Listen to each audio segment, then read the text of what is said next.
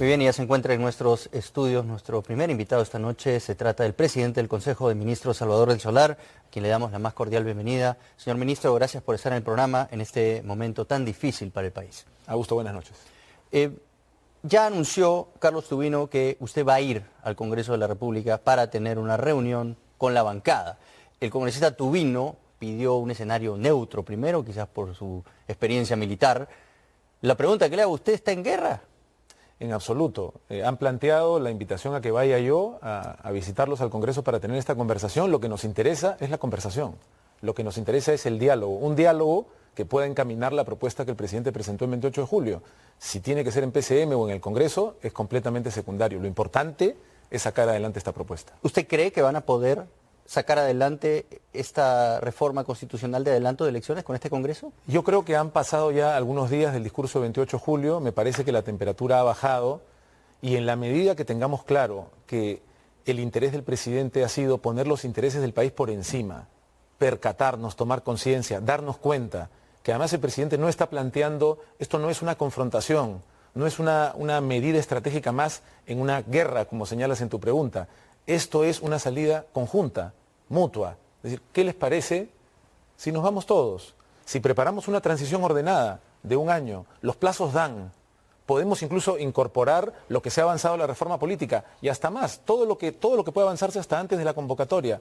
Podemos ofrecerle al país una salida constitucional y que nos libre de esta crispación política que ha gobernado los 3 años que va durando este término de gobierno. ¿No es llevar al límite la interpretación de la Constitución? Porque, por ejemplo, el adelanto de elecciones congresales, recortar el mandato del Congreso por un planteamiento de una reforma constitucional, ¿no es ya estar al límite? No, es absolutamente constitucional. De hecho, es una propuesta de modificación constitucional. Más bien lo que creo que es un reconocimiento de que hemos llevado al límite la relación entre Ejecutivo y Legislativo. Nuestro país históricamente ha tenido dificultades cuando un Ejecutivo no ha tenido mayoría. En este caso, además, la situación ha sido más extrema. Pero es un escenario posible que puede darse y el Ejecutivo tiene que saber lidiar con esa realidad. Absolutamente, absolutamente. Lo único que añadiría es que esta vez no ha sido solamente un Ejecutivo sin mayoría, como ha ocurrido con gobiernos previos y que hemos terminado institucionalmente. Ha sido una mayoría bastante abrumadora la de la oposición. Pero esto no se trata, como decía el congresista Iberico, comentaba el otro día, el Congreso es naturalmente incómodo para un Ejecutivo, por supuesto que sí, pero aquí no estamos hablando de una incomodidad. Aquí estamos hablando de una crisis de proporciones en la política peruana, una crisis que tiene que ver con el sistema político, pero que también es una crisis de corrupción vinculada al sistema político. Está el caso de Odebrecht, una empresa que no solamente ha sobornado para obras con diferentes gobiernos, sino que ha financiado campañas políticas, y está el caso de los cuellos blancos, donde vemos que hay elementos en el Poder Judicial que han interactuado con partidos políticos y que han sido defendidos en este Congreso. Ustedes están en contra del blindaje a Chávarri en el Congreso, pero las declaraciones del presidente en torno al acuerdo con Odebrecht de que no debe pagársele el monto que está dentro del acuerdo va a tener un efecto devastador sobre las posibilidades de llegar a conocer la verdad del equipo especial del Ministerio Público. Si es que no se paga a Odebrecht quiebra, no tienen cómo pagar el cronograma de la Procuraduría y finalmente dejan de colaborar con nosotros. Las declaraciones del presidente han tenido un impacto, han complicado la posibilidad de seguir con los interrogatorios tan importantes que se vienen esta semana para confirmar un montón de información pertinente a casos de corrupción muy graves, entre ellos el gasoducto. Y ahora tiene que ir el equipo especial a presentarse ante Odebrecht y le dicen, oiga, pero ustedes no cumplen con el acuerdo. Y el presidente lo que dice es que no nos paguen. O sea, ni Chávarri lo hubiera hecho mejor. Separemos las cosas. Nosotros queremos que se esclarezca ante la justicia todo lo que se tiene que esclarecer. Entre eso está el tema del ex fiscal supremo Chávarri, del ex fiscal de la Nación. Él no va a poder enfrentar a la justicia. Pero Chávarri lo que quería era tumbarse el acuerdo, lo que quería era sacar el equipo especial. Por eso digo. Y lo que está haciendo el presidente es exactamente eso. No está complicando el trabajo del equipo especial. Por eso lo que te digo es que hay que separar las cosas. Termina favoreciendo a la corrupción porque se cae el acuerdo. Si me permites, Augusto, creo que hay que separar las cosas. Por un lado, el señor Chávarri debería enfrentar a la justicia. Lo que estamos tratando de hacer con la reforma política es limpiar la política.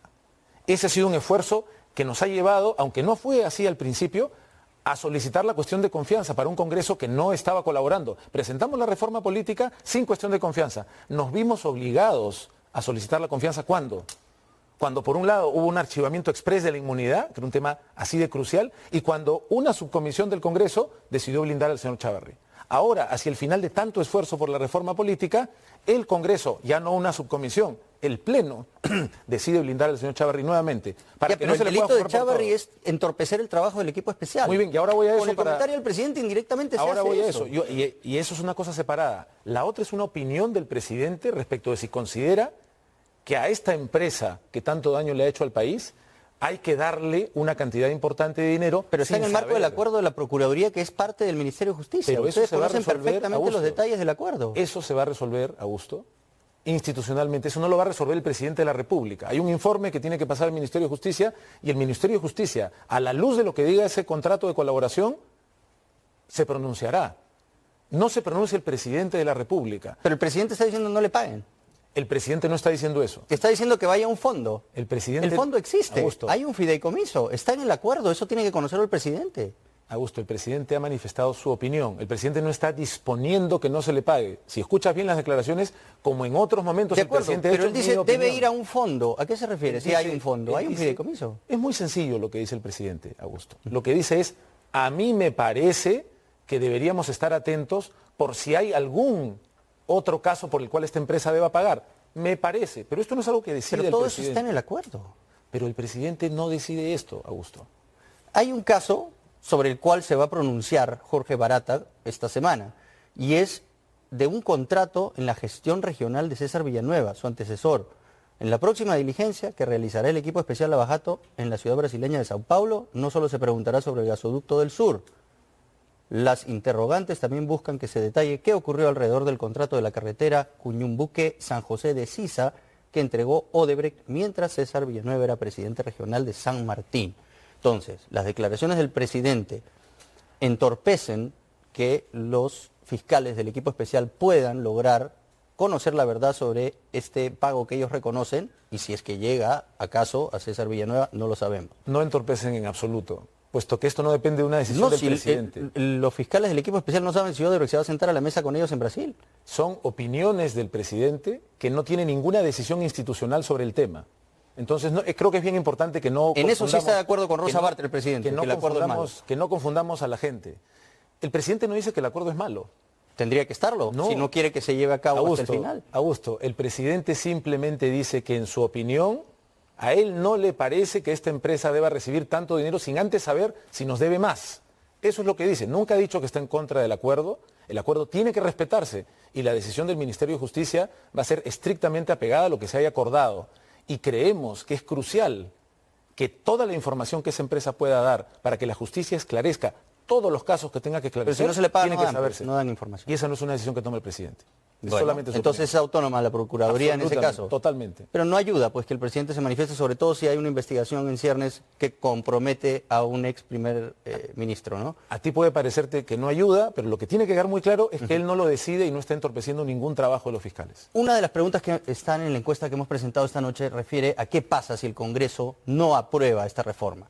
Y lo que dice la pregunta incluye que el TCE tendría que manifestarse a favor de que se pueda plantear una cuestión de confianza sobre esta reforma de adelanto de elecciones.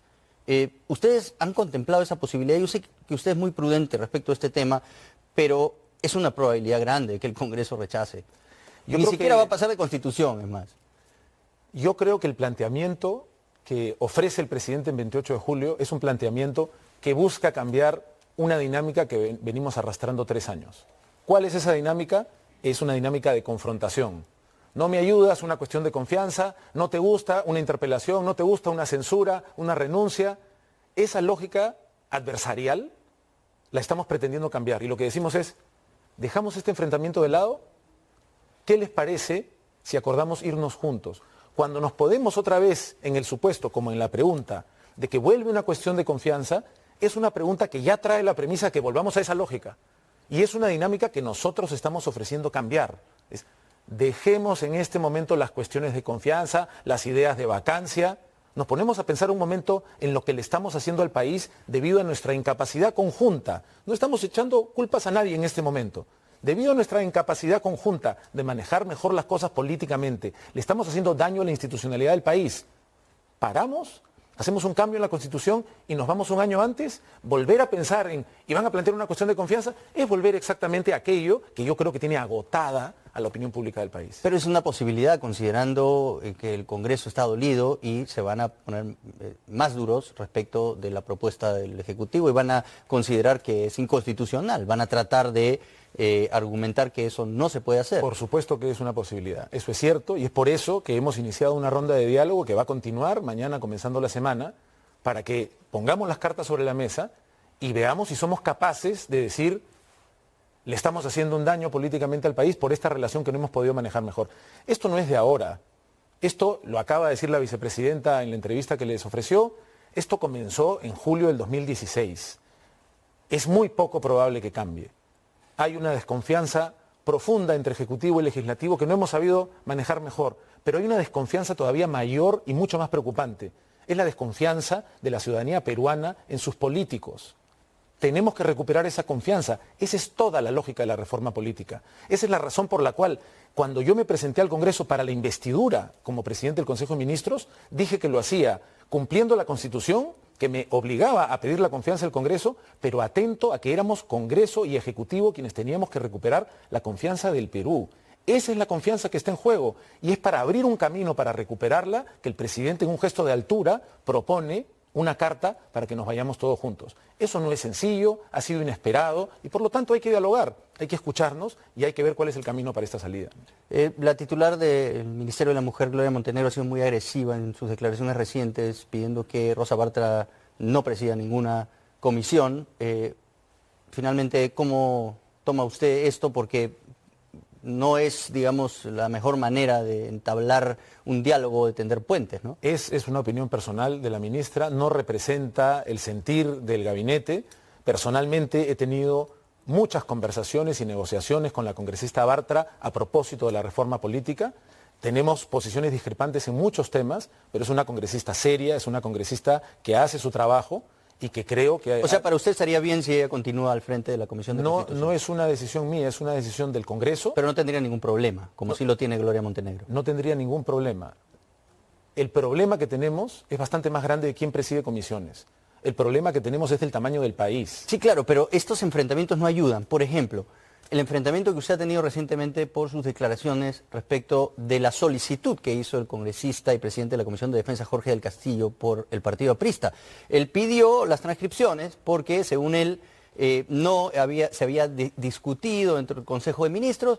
Usted finalmente responde: es muy simple, el presidente tiene el respaldo del Consejo de Ministros en esta decisión y lo que está haciendo el Castillo es distraer a la opinión pública, como lo hizo en el momento que lamentablemente el presidente Alan García decidió suicidarse, como usted lo describió, cuando la justicia tocó a su puerta. Esto ha sido tomado de mala forma por el partido, han emitido un comunicado reclamando que esta declaración suya ha herido susceptibilidades en el partido aprista. Yo no considero tener ningún enfrentamiento con el congresista del Castillo ni con ningún integrante del partido aprista.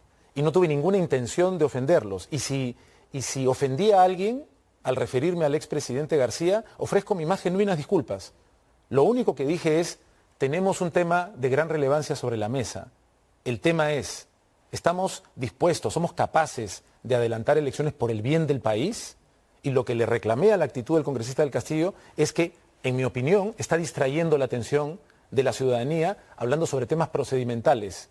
El gabinete dio su respaldo al discurso, el gabinete está ahí, no distraigamos la atención. Es decir, con todo el respeto con el que lo dije, no quise ofender a nadie, si fue así, me disculpo, de verdad.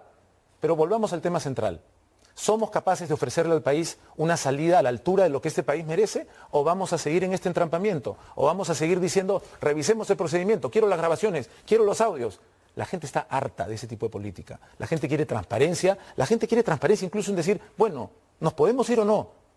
¿Por qué no se ha hecho nada respecto al fiscal Chávarri? ¿Por qué este Congreso, que arrastró los pies, que tuvo que ser obligado a cambiar el Consejo Nacional de la Magistratura, a que se pueda juzgar al señor Inostroza por todos los delitos que tenía que juzgársele, que ha vuelto a blindar a Chávarri, que no solo no ha cambiado la inmunidad, sino que la ha fortalecido. ¿Por qué no se da cuenta de que la gente está perdiendo cada vez más y más confianza en la política? Claro, sin embargo, todo lo que ustedes escriben no son las razones por las cuales han planteado que se adelante las elecciones. Todas son las razones por las que se También. han planteado, por supuesto, porque llegamos a un momento en el que hemos dicho, ofrecimos una reforma política. Después, Augusto, la crisis que estamos viviendo no es una crisis cotidiana.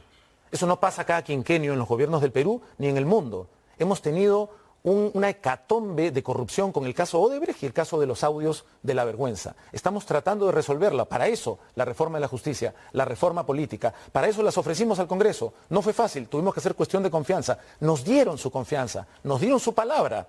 No la cumplieron en el caso de inmunidad. Y entonces, ¿qué se ¿Eso esperaba? fue la gota que derramó el vaso, lo de la inmunidad? Porque hasta que finalmente, y en el discurso del presidente se entiende que es así, ¿no? Que es la inmunidad lo que finalmente impide que ustedes acepten el resto de las reformas. Es claramente una negativa a la confianza que se otorgó y al mismo tiempo ocurre, curiosamente, otra vez, luego del blindaje al señor Chávarri, ya por el Pleno del Congreso. Los mismos dos elementos que nos forzaron a poner la confianza en primer lugar, vuelven a aparecer al final. Y todo el mundo esperaba, la respuesta del Ejecutivo va a ser, entonces vamos a pedir el cierre del Congreso por interpretar que se nos negó diferidamente la confianza. ¿Pudieron haber hecho eso? ¿Lo consideraron? Consideramos que no era impecablemente constitucional. Y somos un gobierno comprometidos con la institucionalidad. Y entonces la propuesta que hacemos es, no nos podemos quedar de brazos cruzados. Y el hecho de adelantar elecciones, recortar el mandato presidencial y el del Congreso también, y además una serie de disposiciones transitorias para flexibilizar la ley orgánica de elecciones para poder encajar en el marco esta nueva elección, ¿no es forzar un poco los límites de la interpretación de la Constitución? No hay ningún problema en la interpretación de la Constitución. Hay o sea, todo puede hacerse, ¿no? Hay consenso absoluto respecto Pero de es que la medida bastante es crítico constitucional. hacerlo. Exactamente. Lo que estamos diciendo es, estamos en una situación así de crítica y le estamos haciendo daño al país. Y estamos dejando de lado la confrontación en este momento. Y lo que decimos es, nos ponemos de acuerdo para irnos. No hay ganadores, no hay perdedores por el bien del Perú. La opinión del Ejecutivo es que esto tiene que parar. Lo hemos intentado por la vía de una reforma política, lo hemos intentado por la vía de una confianza que se nos otorgó y no se nos cumplió. Ofrecemos esta otra salida. Nos vamos nosotros también. No se trata de algo contra el Congreso, se trata de algo por el Perú.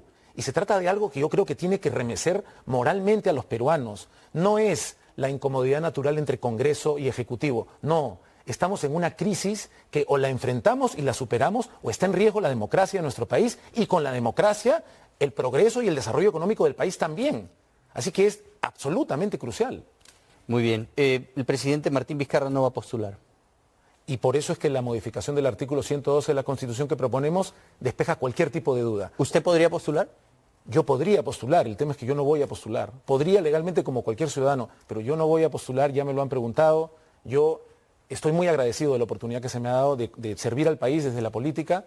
Cuando termine mi servicio bajo el mando del presidente Vizcarra, volveré a lo mío esperando poder servir al Perú desde algún lugar que no sea el político. O en otro momento, quizás. En este momento definitivamente no será. Quienes piensan que aquí hay algún tipo de cálculo para el año 20 o 21 están equivocados. O sea, yo te lo puedo decir aquí, lo he dicho antes y lo seguiré diciendo. Yo no voy a continuar en la política tras este servicio al país del que me siento realmente honrado, ¿no? Estoy haciendo junto con el equipo del gabinete el mejor esfuerzo en una situación sumamente compleja. Un esfuerzo por devolverle transparencia a la política, por devolverle la esperanza a la gente en las posibilidades de la política y a las nuevas generaciones.